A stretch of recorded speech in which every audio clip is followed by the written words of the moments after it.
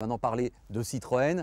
Donc le classement ensuite, c'est bien Sébastien Ogier devant Sébastien Loeb. Avant que vous nous en parliez messieurs, on va écouter les réactions en rafale. Dans l'ordre, Sébastien Ogier, Sébastien Loeb, Daniel Elena et Olivier Quesnel au micro exclusif pour Motors TV de Jacques Malan. Non, je suis très content aussi, compte tenu de notre expérience, finir deuxième, 10 secondes derrière lui, c'est un très bon résultat. Deuxième rallye en WRC ici. Ouais, deuxième fois et troisième en tout.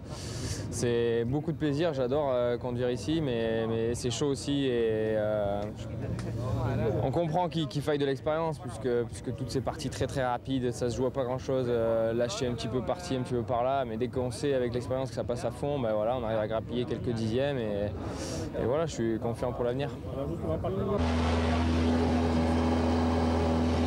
Alors Seb, c'était chaud jusqu'au bout.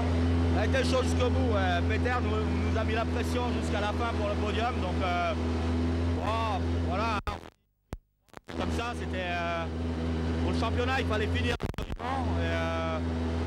Donc on n'est pas venu ici obligatoirement pour gagner. En plus, petit souci du premier jour nous ont vite éloignés de la tête et ça a été un rallye difficile.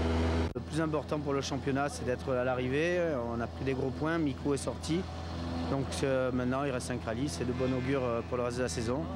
Et je pense que le prochain, ça sera chez nous, en Allemagne. Allez, à la prochaine. La performance de Sébastien Ogier est absolument incroyable.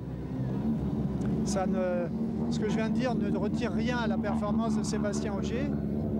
Honnêtement, je ne sais pas où sont ses limites. Lui ne doit pas les savoir non plus. Mais voilà, c'est ce que je venais de dire. J'ai l'impression d'être dans la situation de quelqu'un qui a gagné 2 fois de suite à l'euro-million.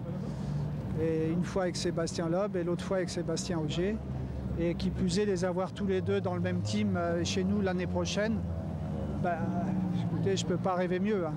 Voilà, donc moi je retiendrai comme phrase principale celle d'Olivier Quesnel, qui ne tarit pas d'éloge une nouvelle fois sur Sébastien Ogier, qui dit « Je ne connais pas ses limites ». Alors, Éric Briquet, est-ce que le simple fait de dire que Sébastien Ogier a terminé devant Sébastien Loeb est quelque chose d'important ou pas tant que ça? Peut-être pour la suite de sa carrière, parce qu'il faut le rappeler que c'était son premier rallye en tant que pilote officiel du team Citroën. Le résultat en lui-même, c'est surtout une surprise. Qu'il soit devant Loeb, qu'il soit devant n'importe quel autre pilote, c'est pas le plus important. Le plus important, c'est qu'il termine deuxième. Et deuxième très près du vainqueur. Ça veut dire qu'il est déjà dans le rythme, d'un candidat potentiel à la victoire en Finlande. Alors ça sera peut-être l'année prochaine, dans 2 ans, dans 3 ans. Mais on sait que déjà, j'allais dire, sa période de formation, alors que c'est seulement sa deuxième participation WRC au rallye de Finlande, il y est allé pour la première fois en 2008, mais sur une toute petite C2R2, donc ça, on va dire ça comptait pas, il a juste vu les lacs et les forêts. Donc on peut dire que déjà, en 2 ans, il a compris comment il fallait rouler et il peut déjà imaginer gagner un jour le rallye de Finlande. Gilles, c'est la 3e fois de suite qu'il bat Sébastien Loeb sur terre quand même. Mais il y a un petit bémol à apporter. Loeb a eu son problème dans la première journée, il a perdu l'avant de son pare-choc, ça a déséquilibré l'aérodynamique de sa voiture, donc il a perdu quand même pas mal de secondes. Il ouvrait la piste, même si on sait que c'est pas un gros désavantage en Finlande, mais ça l'est quand même. Donc bon, Ogier est devant, mais moi je me fais pas non plus de soucis, les pilotes sont très proches l'un de l'autre. Bon, on peut révéler ce qu'on a tous appris durant ce week-end.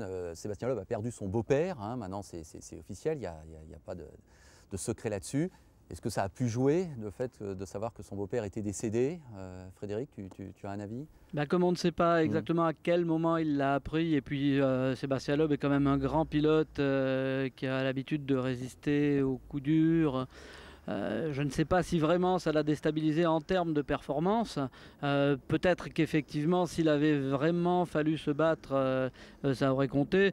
Par contre, ceux qui disent qu'il faisait la tête sur le podium parce que Sébastien Ogier était devant, c'est peut-être pas tout à fait vrai. Peut-être qu'il avait autre chose à faire. Il y a des priorités dans la vie, donc il pouvait très bien penser effectivement à cette triste nouvelle. Oui, ça a pu le pousser simplement à lever le pied en milieu de deuxième étape, mais Est-ce que malgré tout tu fais partie de ceux qui attendent avec un petit peu de curiosité cette entente, cette cohabitation Loeb-Ogier? Mais oui, tout le monde se demande ce que ça va donner un grand champion et un futur champion.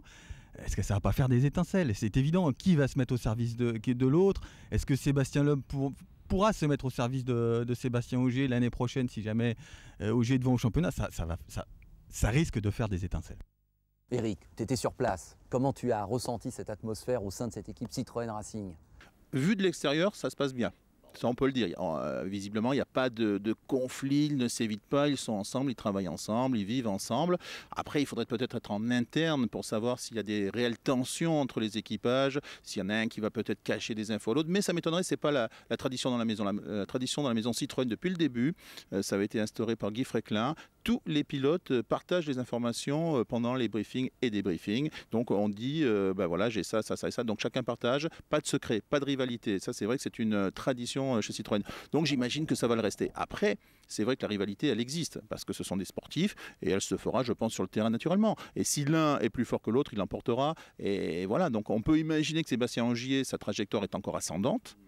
On sait que celle de Sébastien Loeb, elle ne peut pas monter beaucoup plus, même lui le dit. Je n'ai pas progressé maintenant, je continue à garder un très bon niveau, ce qui est déjà bien. Donc voilà, maintenant l'interrogation, c'est de savoir jusqu'où Sébastien Ogier est capable d'aller, est-ce qu'il peut dépasser le maître. Je voudrais quand même qu'Eric nous dise, parce que la dernière fois, pour le dernier numéro du débriefing WRC, il a rappelé qu'Ogier avait reçu une proposition de Ford et qu'une décision allait tomber avant la Finlande, donc ça a été le cas. Ogier reste bien chez Citroën et il sera bien aux côtés de Sébastien Loeb l'an prochain. Comment ça s'est fait peut-être? Est-ce que tu as quelque chose à nous révéler? Est-ce que Sébastien Ogier a vraiment hésité? Oui, je pense qu'effectivement, il y a eu une véritable réflexion de la part de Sébastien Ogier avec deux vraies propositions de contrat. On va dire que l'un était peut-être plus sûr sur le plan sportif, à savoir Citroën. Et peut-être que l'un était très intéressant d'un point de vue financier. Ford, à la grande surprise, parce qu'on pensait que Ford n'avait peut-être pas forcément les moyens de s'offrir un nouveau pilote de pointe. Et puis on savait aussi que les deux Finlandais étaient déjà signés, comme on dit dans le milieu, pour l'année prochaine. Mais visiblement, Malcolm Wilson avait très très envie de s'attacher les services de Sébastien Ogier pour renforcer l'équipe. Alors le choix, je pense, s'est fait effectivement sur peut-être une garantie de résultats en disant peut-être qu'avec Citroën, j'aurais plus de chances de gagner des rallyes et d'être champion du monde.